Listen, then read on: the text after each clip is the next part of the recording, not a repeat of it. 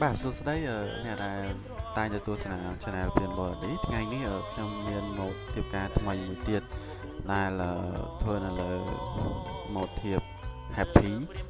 ហើយ model វាគឺ A206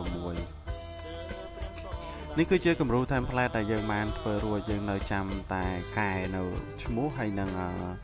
អាស័យដ្ឋានឈ្មោះកូនប្រុសកូនក្រមុំនិងថ្ងៃខែតែប៉ុណ្្នឹងឯងអញ្ចឹងនៅពេលដែលមានបញ្ហា error font គាត់សូមជួយផ្លាស់ប្ដូរ font ដែលគាត់មានអញ្ចឹងណាគាត់ដោត font ដែលគាត់មានទៅគឺគាត់ឆ្លាញ់ font ណាគាត់ដាក់ font ហ្នឹងទៅអញ្ចឹងយើងអាចប្រើប្រាស់បានហើយចំពោះ template software នេះខ្ញុំនឹងដាក់ link នៅ download នៅខាងក្រោម description របស់វីដេអូហ្នឹងមានបងប្អូនដែលមួយចំនួនបាទគាត់នៅខាងប្រៃវែងគាត់សួរថា download តាមណាគាត់សូមគាត់ចុចនៅខាងក្រោមវីដេអូហ្នឹងនៅខាងលើហ្នឹងខាងក្រោមវីដេអូហ្នឹងមានជាចំណងជើងនៃវីដេអូអញ្ចឹងគាត់នៅមើលទៅខាងក្រោមហ្នឹងទៀតគេដាក់ថា description គាត់ចុចវា read more មកមានថាមើលខាងក្រោមហ្នឹងទៀតណាអញ្ចឹងនឹងឃើញ link download ហើយបាទខ្ញុំនឹងសង្ឃឹមថាគាត់ download បានហើយបើ download អត់បានសូមជួយ comment នៅខាងក្រោមផង